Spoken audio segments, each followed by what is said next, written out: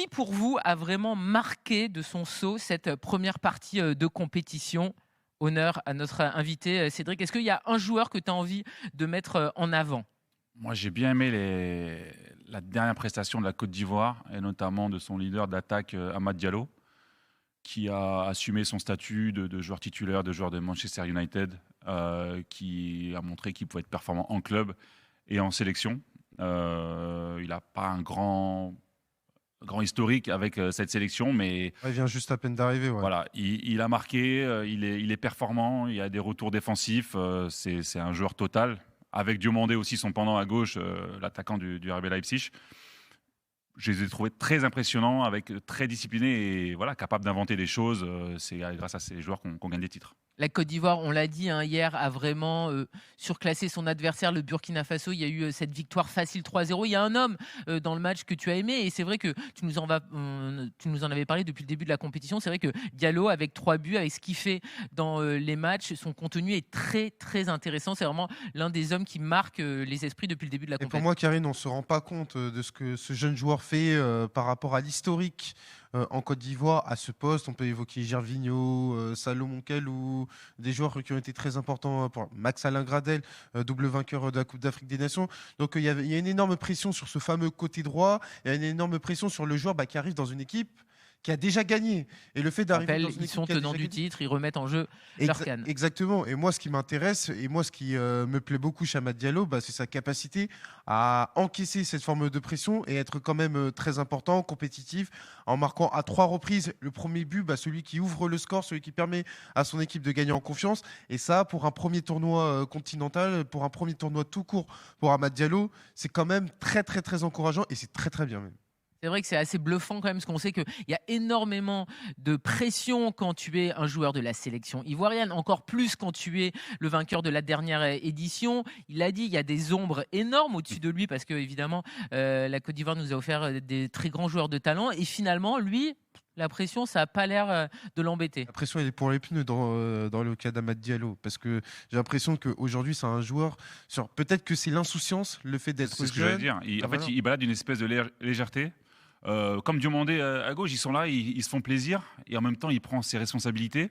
Et moi, ce que j'aime chez lui, notamment sur cette CAN, c'est qu'il n'y a pas énormément de déchets dans ce qu'il fait. C'est-à-dire que c'est un joueur de côté, il sait quand il faut temporiser, quand il faut rejouer en arrière, mais par contre, quand il a décidé d'attaquer, de revenir dans l'axe, de dédoubler, de combiner avec Doué, par exemple, ça finit presque systématiquement par un centre, par une frappe, par quelque chose de dangereux. Donc il y a ce côté clinique qui est assez rare chez des joueurs aussi jeunes avec aussi peu d'expérience.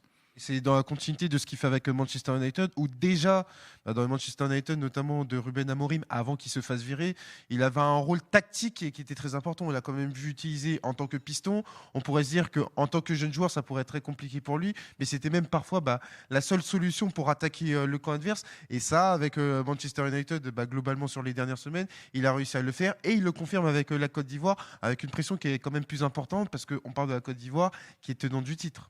Il est arrivé à tirer son épingle du jeu, effectivement, avec l'équipe anglaise, malgré l'irrégularité de Manchester United. Est-ce qu'il y a d'autres joueurs qui étaient attendus et qui finalement sont au rendez-vous, mais qui méritent d'être cités? Parce qu'il y a des stars dans cette CAN, vous n'avez pas encore cité de stars. C'est-à-dire le premier joueur avant la CAN, c'était pas Diallo. Non, on peut allait parler de Brahim citer. Diaz et d'Hakimi du côté du Maroc. Hakimi, bon, il a Il joué. commence sa Il compétition. commence sa compétition. commence. Brahim Diaz, il confirme quand même. C'est un joueur quand même hyper décisif dans une équipe du Maroc qui ne transcende pas en termes de jeu, en termes de contenu, mais c'est un joueur qui change le cours des matchs. Aussi, lui, souvent le premier buteur. Donc c'est un impact player assez incroyable. Et puis voilà, il est attendu aussi comme le Messi du côté du peuple marocain, même si Hakimi reste le meilleur joueur africain. Je pense qu'il répond quand même pas mal aux attentes. On peut parler de Victor Osimhen qui a quand même marqué, ou même de l'attaque du Nigérien avec Lookman, ancien ballon d'or africain. J'ai beaucoup aimé les matchs de Brian Mbeumo, l'ancien. Dans un rôle de lieutenant guide en même temps. Ouais, c'est un leader technique avec Carlos Baleba un peu plus en arrière.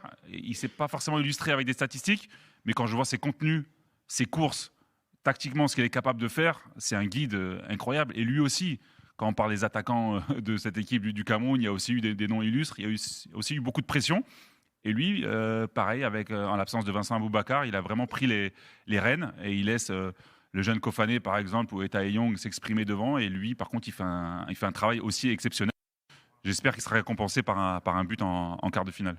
De ton côté, Elton, c'est vrai que Brahim Diaz était très attendu parce qu'il est marocain, parce que c'est une star, parce que la star absolue de l'équipe était absente. Il a bien pris la pression hein, quand même. Il a marqué également sur le penalty. C'est le meilleur buteur d'ailleurs de la compète, on le rappelle, avec 4 buts.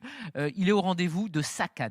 Et pour moi, Karine, c'est le défi ultime dans le football tout court, c'est-à-dire être le leader technique dans une compétition internationale à domicile. Parce que on se posait beaucoup de questions sur Brahim Diaz et sur son adaptation au football africain, football qu'il connaissait très peu au final parce qu'il est arrivé récemment dans l'équipe du Maroc. C'est son premier tournoi international qui puisait à domicile avec le numéro 10, sans Achraf Hakimi, donc avec une pression qui est encore plus accrue. Et cette pression-là, il s'en est servi de manière positive pour être un joueur qui est le fer de lance du Maroc, qui est un joueur déterminant et qui est un joueur qui est en course pour le titre de meilleur joueur de Coupe d'Afrique des Nations. Si tu veux, Karine, je n'avais pas forcément vu venir parce que sa réalité en club était quand même difficile du côté du Real Madrid où il doit se contenter de quelques minutes dans un rôle entre guillemets de joueur de rotation. Et là, cette fois-ci, c'est un rôle qui est totalement différent et un rôle auquel il s'habitue. Il y a un autre joueur qui n'a pas commencé la CAN titulaire, mais selon le parcours de son équipe, je pense qu'il ne peut pas être forcément très loin du titre de meilleur joueur. C'est Mbaye, le jeune joueur du PSG. Le Titi parisien. Qui fait des rentrées sensationnelles. Voilà, on parle d'un jeune joueur de 17 ans qui connaît ses premières sélections et quand il rentre, c'est un joueur différent. À son âge, ce qu'il est capable d'apporter à une équipe mature comme celle du Sénégal, pour moi, avant le début de la compétition, c'était la sélection où il y avait le plus de certitudes. Sauf qu'il y avait des certitudes Mbaye, mais dans le bon sens du terme. Donc c'est un joueur, je pense, j'ai peur qu'il commence face au Mali vendredi. J'espère qu'il aura un petit peu... Je pense qu'il sera quand même en place. Non, mais j'espère qu'il aura un petit peu mal à la tête, qu'il aura mal Ah ouais, digéré bravo, quelque chose. bravo, Non, Cédric. Bravo Cédric. Ah ouais, mais non, attends. Tu veux Tu veux pas gagner à la loyale. Tu veux Non, pas battre, pas non, du tu veux tout. pas Tu battre veux les pas meilleurs avoir les joueurs. 11 meilleurs joueurs Non, face mais à toi. loyal face à Mbaye, je sais pas comment on peut faire, mais en tout cas, voilà. Il n'est pas commencé titulaire, mais je pense qu'à la fin de la CAN, on aura peut-être un discours différent. C'est vrai qu'effectivement, il fait de très bons débuts dans cette CAN et à chaque fois qu'il a eu du temps de jeu, il a été impressionnant.